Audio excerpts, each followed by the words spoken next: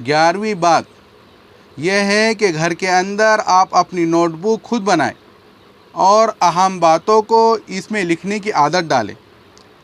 عورتوں میں یہ چیزیں بہت کم ہیں، کچھ نیک بیویاں اس کی پابند کرتی ہیں۔ کئی اہم باتیں خاوند کو کہنی ہوتی ہے لیکن موقع پر یاد نہیں آتی، اور کئی اہم کام کرنے ہوتے ہیں جو خاوند نے بتا کے جاتا ہے وہ بھول جاتی ہے۔ چنانچہ گھر کی کئی مصیبتیں اس وجہ سے شروع ہوتی ہے۔ تو فقط اپنی یادداشت پر بھروسہ نہ کرے، اس لیے کہ جب گھر میں عورت کی اولاد ہونی شروع ہو تو عام طور پر اس کی یادداشت اتنی اچھی نہیں رہتی، کئی مرتبہ یہ جلدی بھول جاتی ہے۔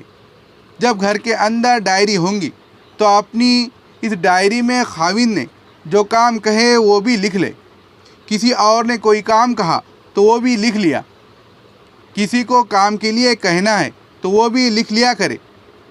تو روز کا ایک صفحہ متعین کر لے اور اس کے اوپر آپ نے جو باتیں کرنی ہے وہ بھی لکھ لے، جو کہنی ہے وہ بھی لکھ لے، اور پھر شام کو دیکھ لے کہ کیا میں نے سب کام سمٹے یا نہیں سمٹے۔ یہ نوٹ بک کا بنانا جب آپ شروع کریں گی تو آپ دیکھیں گی کہ آپ کی زندگی میں ایک روشنی آ جائیں گی، آپ کی زندگی خود بخود اچھی ترتیب والی بن جائیں گی، اور پھر آپ وقت کا بھی خیال رکھیں گی۔ جب آپ کو پتہ ہوگا کہ آج میں نے اتنے کام سمیٹنے ہیں، پھر کسی کے فون آنے پر آپ اس سے دال پکانے کی باتیں نہیں پوچھیں گی، آپ کو پتہ ہوگا کہ میرا وقت بہت قیمتی ہے۔ آج جلدی کے کاموں کی وجہ سے عورتیں اہم کاموں کی طرف توجہ نہیں دیتی۔ یہ بات سنیے اور دل کے کانوں سے سنیے۔ بد انتظامی کی وجہ سے اور زندگی میں ترتیب نہ ہونے کی وجہ سے آج عورتیں ارجنٹ کاموں میں اتنا الجھ جاتی ہے کہ اہم کاموں کے لیے ان بیچاریوں کے پاس فرصت نہیں ہوتی۔ جب آدمی کسی کام کو اچھا پلان کر لیتا ہے تو یوں سمجھو کہ آدھا کام ہو جاتا ہے۔ تو یہ نوٹ بک کا بنانا اور اپنے وقت کا خیال رکھنا اور اپنے کاموں کو اس میں لکھ لینا آپ کے لیے فائدے کا سبب بنے گا، اور آپ کہیں گی کہ پیر صاحب نے ہمیں بہت اچھی فائدے کی بات بتائی ہے۔ اکثر خاوندوں کے ساتھ جو نوک جھوک ہوتی ہے وہ اسی لیے ہوتی ہے کہ بیوی نے خاوند کو کام کہا، خود بھی بھول گئی اور خاوند بھی بھول گیا، کئی دن کے بعد یاد آیا تو الجھ پڑتے ہیں۔ اگر یہ نوٹ بک میں لکھا ہوتا تو آپ روزانہ اس کو یاد دلا سکتی تھی، وقت سے پہلے یاد دلا سکتی تھی۔ یا خاوند نے کوئی بات کہنی ہے تو بیوی کرنا بھول گئی، اس پر خاوند کے ساتھ نوک جھوک شروع ہو گئی۔ تو اس لیے نوٹ بک کا بنانا آج کے حالات کو سامنے رکھتے ہوئے عورتوں کے لیے بڑے فائدے کا سبب بن سکتا ہے۔ اسی طرح گھر کے اندر بعض چیزیں ایسی ہوتی ہیں جن کی ہنگامی طور پر اکثر ضرورت پڑتی ہے، ان کو گھر میں مناسب جگہ پر ہر وقت تیار حالت میں رکھے تاکہ پریشانی سے بچ جائے۔ مثال کے طور پر ہر عورت کو اپنے گھر کے اندر ایک چھوٹا سا دوائی کا باکس بنانا چاہیے۔ عورتیں عموماً اس طرح توجہ نہیں کرتی، لہذا چھوٹی چھوٹی چیزوں کے لیے ان کو ڈاکٹروں کے پاس جانا پڑتا ہے۔